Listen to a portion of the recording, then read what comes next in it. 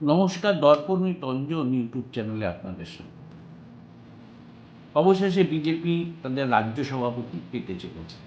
প্রায় 1 বছর ধরে রাজ্য সভাপতি কে হবেন, কে হবেন না, এই নিয়ে টানাপোড়েনের পর অবশেষে কেন্দ্রীয় দল এই রাজ্যের সভাপতি নির্বাচনের জন্য নির্বাচন অফিসার নিয়োগ করেছেন প্রাক্তন সংসদ বা প্রাক্তন কেন্দ্রীয় মন্ত্রী। ফলে একটা আশার আলো তারা দেখছেন বিজেপি কর্মীরা যে এবার সভাপতি নির্বাচন হবে, যে সভাপতির নেতৃত্বে 26-এর বিধানসভা নির্বাচন হবে। কে হবেন সে তো কেন্দ্রীয় নেতৃত্ব যাকে নমিনেশন দিতে বলবেন তিনিই হবেন। কিন্তু অজস্র নামের জল্পনা রয়েছে। কিন্তু সত্যি কি যিনি হবেন, নতুন করে যদি হয়, আর কয়েক মাস বিধানসভা নির্বাচন বাকি, তার মধ্যে সবটা গুছিয়ে নিতে পারবেন তো? এই সংশয় কিন্তু আমার নয়, বিজেপির কর্মীদের, বিজেপির পুরনো নেতাদের, বর্তমান যারা নেতারা আছেন তাদেরও।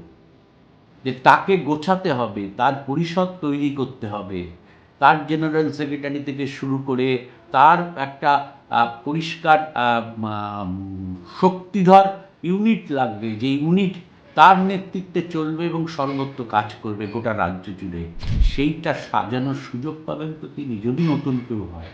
আর যদি সুকান্ত মজুমদারকে কন্টিনিউ করে তাহলে তো আলাদা ব্যাপার, ইলেকশন অবধি বা পরবর্তী অবধি তিনি থাকবেন।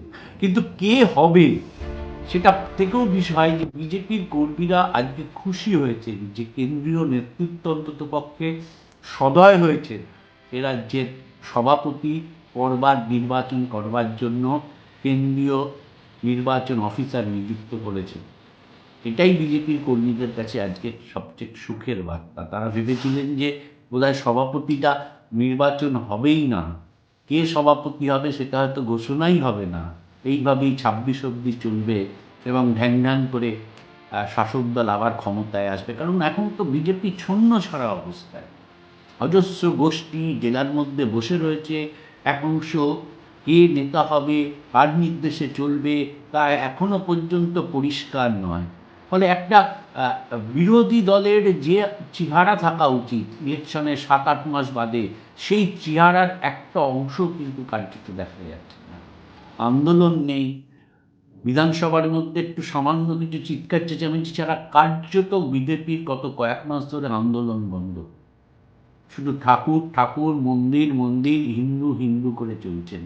তারপর তারা কালীগঞ্জে পেয়েছেন। 6 মাস 7 মাস বাকি থাকা বিধানসভা 2026-এর 51,000 ভোটে তারা হেরেছে। আরএসএস ঠিকই কথা বলেছে যে এইসব যুক্তি দেখিয়ে লাভ নেই, এখন জয় চাই।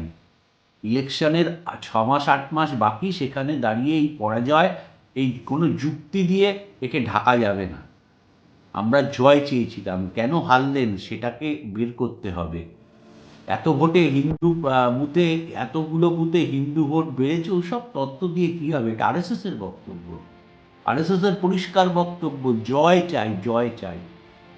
হিন্দু ভোট কত বেড়েছে ওই দিয়ে আমাদের হিসাব দেখে লাভ নেই। জয়ের জন্য আরএসএসও তার নিজস্ব বাহিনীকে রাস্তায় নামিয়ে দিয়েছে, সমস্ত জেলায়, সমস্ত ব্লক। দেখা যাক কী হয়। এটাই বিজেপি কর্মীদের কাছে আসার খবর যে সভাপতি হচ্ছেন অবশেষে। কে হবেন, তারপর কি মারামারি হবেন, কোন গোষ্ঠী বসে যাবেন, কোন গোষ্ঠী নতুন উদ্যমে কাজ করবেন, কোন নেতা